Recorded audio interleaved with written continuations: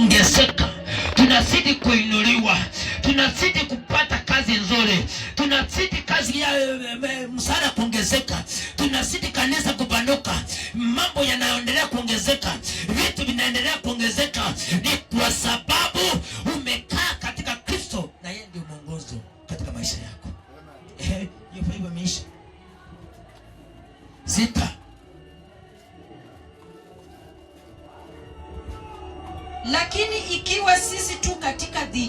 Lakini ikiwa sisi tu katika dhiki, ni kwa ajili ya faraja yenu, na wokovu wenu. Au ikiwa twafarijiwa, ni kwa ajili ya faraja yenu, ambayo hutenda kazi yake, kwa kustahimili mateso yale yale. Bwana Yesu apewe sifa. Mateso Yesu mwana wa Mungu aliyopitia, unapoyasamini na hakika ya kwamba Yesu atakuacha, Yesu atakubeba, Yesu atakusaidia kila ambayo utakaye kifanya kwa moyo.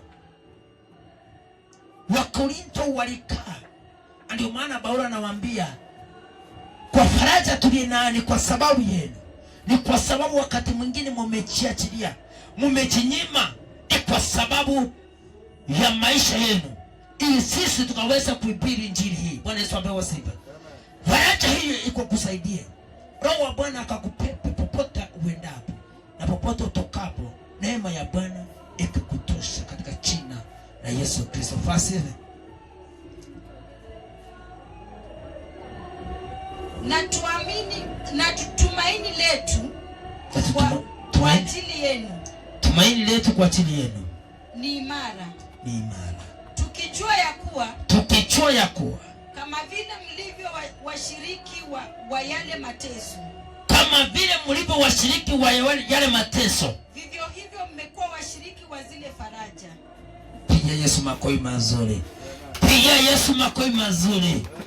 Kwa kuwa mko katika yale mateso, umeshiriki yale mateso, vivyo hivyo katika faraja mnaendelea kuongezeka. Bwana Yesu apewe sifa. Katika faraja mnaendelea kufarijiwa. Wanaposema kaangalia hapo Yesu anasema wacha waseme, ni wao wamesema, lakini mimi Mungu ninasema utasonga mbele. Wanaposema ya kwamba hutafaulu, Yesu anasema mwanangu usife moyo, wewe fanyeni kazi yangu, nimekuita ukafanya kazi. Ninaangika ya kwamba mwaka kama huu hautakuwa jinsi ulivyo. Kuna vitu vitatendeka katika maishani mwako, utasa wako utakuondokea, maisha mazuri yataongezeka, vitu vizuri vitaongezeka kwa sababu ya kushiriki mateso ya Kristo. Pia Yesu makofi mazuri. Bwana Yesu apewe sifa. Jifunze kushiriki mateso ya Kristo. Haya mateso unayoshiriki yatakusongeza karibu na Bwana. Haleluya. Aliteseka pale mlimani, maombi akiwa naomba, hakukuwa anachiombea, ni kwa sababu yako wewe. Alipanda na wanafunzi, lakini wanafunzi wakawa wamelemewa. Ndipo anawauliza, hamngejaribu hata lisali moja? Maana alijua ni kupaya mbele. Bwana Yesu apewe sifa. Maana roho wake alikuwa anamuongoza, alielewa mbele ni kubaya, na akawaambia tafadhali jaribu hata kama na lisali moja. Shetani akawa amewafunga na usingizi, wamelemewa kabisa. Bwana Yesu apewe sifa. Na ndio maana unasikianga usingizi ni umaskini, unalala ovyo. Bwana Yesu apewe sifa. Napatanga wakati watu tunasifu, watu wanaruka, wanashangilia, wanafanya yote. Wacha wakati tunaanza kuhubiri neno, watu wote wanapewa sijui ni dawa ya usingizi sijui nini. Napata watu wote tumeanza kulemewa. Mtu unatingika mpaka unaangukia mwenzako, mpaka unastuka, bwana nilikuwa kanisani. Bwana Yesu apewe sifa. Wacha Bwana atusaidie sana tukashiriki haya mateso ya Kristo, ili atuongeze imani tukaende mbali. Tunaweza kufanya mambo mazito pasipo kuhusisha wale wengine ambao wako ndani mwetu. Bwana Yesu apewe sifa. Na ni kwa nini ambao unapatanga kanisa tunasema hebu pigie fulani tuone kama ataweza kutupatia msaada, na alitoka kanisa na alitoka katika njia mbaya?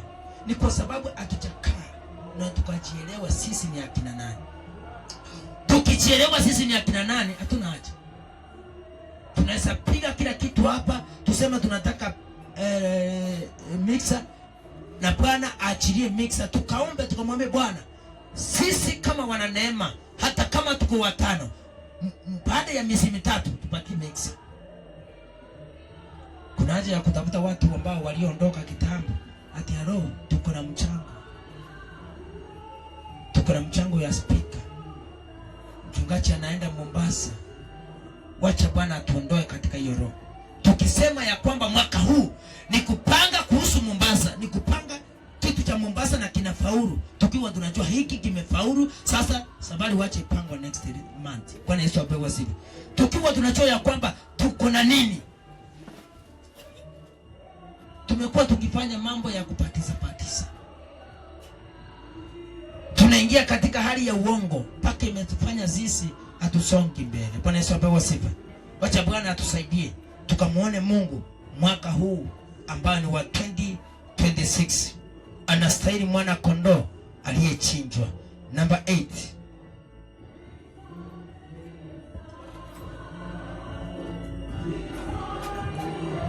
Yes. Saa yangu imeenda. Nilianza na 10. Kwa hivyo nifike 10. Asante mtumishi wa Bwana. Hiyo wa Korintho mstari wa 8.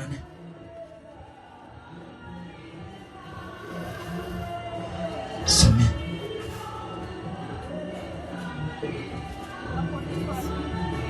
Mstari wa 8. 8 kuanzia penyewe. Hiyo. Tulikuwa tuende mpaka 11. Wa Korintho wa pili mstari wa 8 hapo. Tunaenda mstari wa 8. Maana ndugu hatupendi. Msijue habari ya dhiki ile. Iliyotupata katika Asia. Ya kwamba tulilemewa mno. Kuliko nguvu zetu. Hata tukakata tamaa. Ya kuishi. Naam. Sisi wenyewe tulikuwa na hukumu wa mauti. Katika nafsi zetu. Ili tusijitumainie nafsi zetu. Bali tumtumainie Mungu. Awafufuaye wafu. Aliyetuokoa sisi. Katika mauti. Kuu namna ile. Umefika 11. Endelea. Tena atatuokoa. Ambaye tumemtumainia. Kwamba atazidi kutuokoa. Ninyi nanyi. Mkisaidiana nasi. Bwana Yesu apewe sifa. Weka koma hapo kidogo. Ninyi nanyi mkisaidiana nasi. Bwana Yesu apewe sifa. Katika safari hii ya kupeleka habari njema kwa watu wengi, katika safari hii ya kwenda mbinguni, katika safari hii ya kupanua huduma, katika safari hii ya kununua vyombo, mkisaidiana nasi. Kwa ajili yetu. Mkisaidiana nasi kwa ajili yetu katika kuomba. Ili kwa sababu ya ile karama. Tupewayo sisi. Kwa msaada wa watu wengi. Watu wengi watoe shukrani kwa ajili yetu. Bwana Yesu apewe sifa. Tukikaa na sisi tukaweza kuingia kwa hiyo kiatu ya watumishi wa Bwana walioshika doria kwa sababu ya Kristo, Waliosema leo ni siku ya kufunga ni kwa sababu ya Kristo. Leo tukuje kanisani ushirika ni kwa sababu ya Kristo. Leo tunatembelea mama fulani ni kwa sababu ya Kristo. Kila ambayo kilionekana ya kwamba ni kisito kwako, ukaanza kukifanya kwa ajili ya Kristo, kuna mambo yatabadilika katika maishani mwako. Tufanye maombi mwaka huu, tuombe. Bwana Yesu apewe sifa. Tufarijiane sisi kwa sisi. Fikia mwenzako, uliza ni kwa nini sijakuona Jumapili mbili, ni sababu ni gani? Akwambie sababu. Wacha kumpatia mseneo. Ingia kwa neno la Mungu, mpe neno la kufariji. Mwambie tuombe. Mwambie wacha tujinyime kwa siku mbili na hili jambo litaisha kwa jina la Yesu. Sema amen. Kuna vitu vingine avistaki mambo kitu mdomo. Bwana Yesu apewe sifa.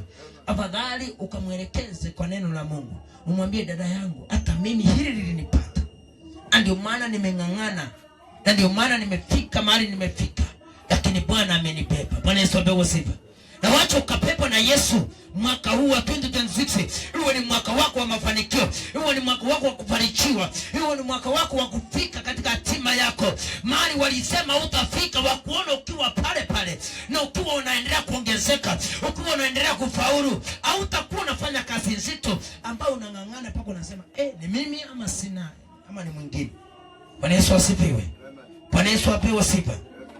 Point number 5 ambao ndio ya mwisho. Point number 4. Point number 4. Inawapasa wa Kristo kufarijiana. Kitabu cha wa Thessalonike, 1 Thessalonians chapter 4 verse 18. Inawapasa wa Kristo kufarijiana. Hata sisi tunastahili kufarijiana. Bwana Yesu asifiwe. Ile ndizo tunisomea. Kitabu cha Thessalonike wa kwanza. Hata sisi kama wana neema tunastahili tufarijiane. Usimwone mwenzako amelemewa na anaenda kulala njaa, umwachanishe. Kwa msaada katika maishani mwake. Kesho pia atapepa ule mzigo ambao uliokuwa umpepea. Bwana Yesu apewe sifa. Utakapomwonyesha mazuri yako, kesho pia wewe Mungu atatumana mtu atakaye kuonyesha zaidi ya yale ambayo uliyatenda kwa yule mwenzako. Kwa hivyo ndio maana yani hiyo point inasema wa Kristo inastahili tufarijiane. Usiniache nikaanguke. Useme wacha ni mzigo yake, wacha ng'ang'ane. Bwana Yesu apewe sifa. Tupepeane mzigo. Kama unaweza kunisaidia nisaidie. Simama nami kwa maombi. Simama nami wakati mtoto anasoma. Bwana Yesu apewe sifa.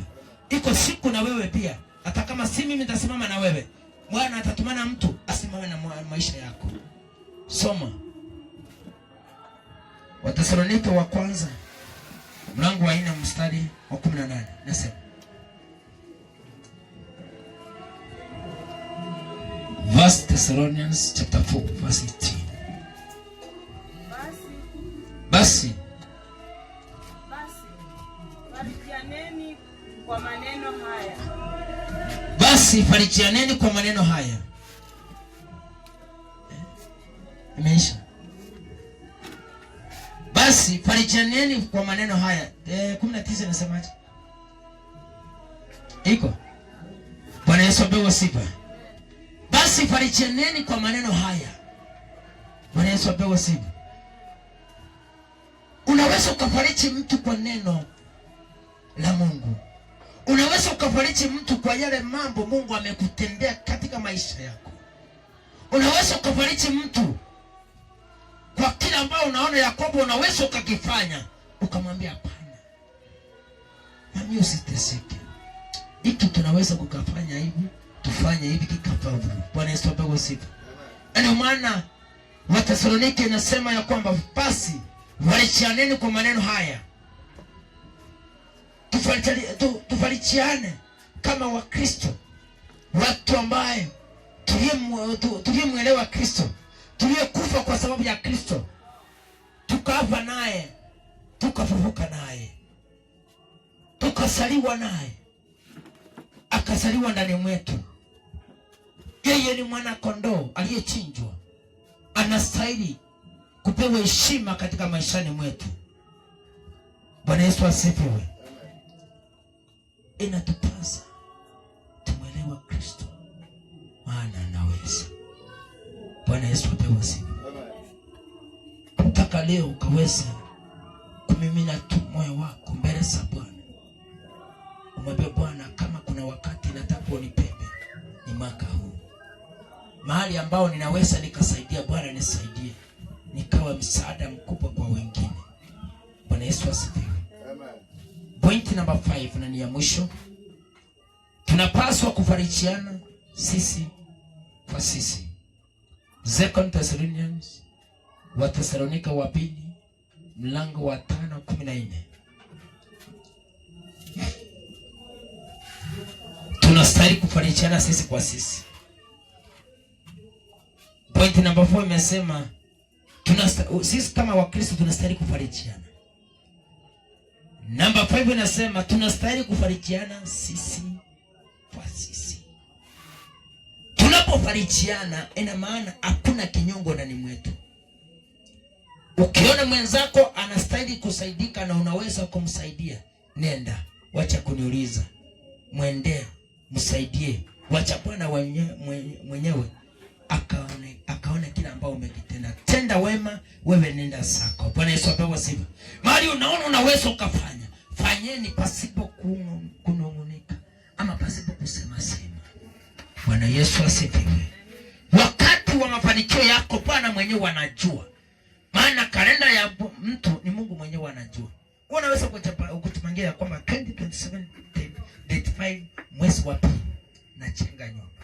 Na kumbe Mungu naye anataka kutenda hayo mambo 2026 mwezi wa 8. Ama anataka kuyatenda 2026 and 2027 mwezi wa 5. Ikuvumilie, usivunjike moyo, kwa sababu kile uliyeahidi ya kwamba utakitenda mwezi wa pili, useme sasa akijafaulu mimi hata huyu Mungu namwabudu na achanisha na yeye. Na kuambia ya kwamba ukiwa na roho ya kuvumilia utafaulu katika maisha.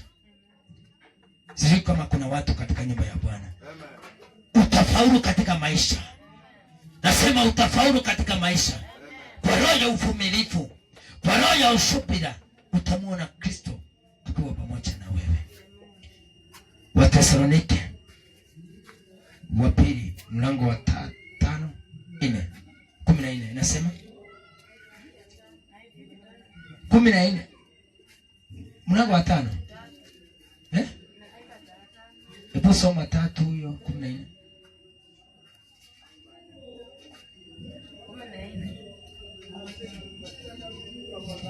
Wathesalonike wa pili mlango wa 3:14. Na ikiwa mtu awaye yote halishiki neno letu la waraka huu, jihadharini na mtu huyo, wala msizungumze naye apate kutahayari, lakini msimhesabu kuwa adui, bali mwonyeni kama ndugu. Bwana Yesu apewe sifa. Hata kama ashiki zenye ambao tunaweza kusema, mjihadhari naye. Bwana Yesu apewe sifa. Bwana Yesu apewe sifa. Tujihadhari naye, bali tusimuonyeshe uadui wala kana kwamba afai, bali akaone kwa kile ambayo tunayekielewa ama tunayekifundisha. Bwana Yesu apewe sifa. Pasipo kumuonyesha ya kwamba yeye astahili, pasipo kumtenga. Bwana Yesu apewe sifa. Tumuonyeshe ya kwamba hata yeye anastahili, ila tu kule ambaye hako hapastahili. Tunamlecheza kwa njia ya kwamba ya neno la Mungu, pasipo kumuonyesha ya kwamba astahili. Bwana Yesu apewe sifa. Tufarijiane sisi kwa sisi. Bwana Yesu apewe sifa. Bwana Yesu apewe sifa. Na Bwana wa amani atatusaidia kanisa la Bwana Neema Baptist Church. Bwana Yesu apewe sifa. Nairobi atakutambua ya kwamba Mungu Mungu unayemwabudu ni Mungu wa kweli. Farijiana sisi kwa sisi. Kadiri Yesu alipokuwa anazidi kuteseka, ndipo faraja yako inazidi kusonga mbele, ndipo unaendelea kufanikiwa kimaisha. Mateso ya Yesu yalisababisha wewe ukaondolewa kwa kile kikombe cha uchungu, ukaishi kwa neema. Maana hata kama si kwa neema ungekuwa tupu. Bwana Yesu apewe sifa. Ni kwa neema ya Yesu imetubeba. Halo. Bwana Yesu apewe sifa. Neema ya Yesu imetubeba. Anajua ya kwamba Bwana wa amani atatubariki tu sana. Nataka kila mtu asimame. Naomba nisaidie simu sasa.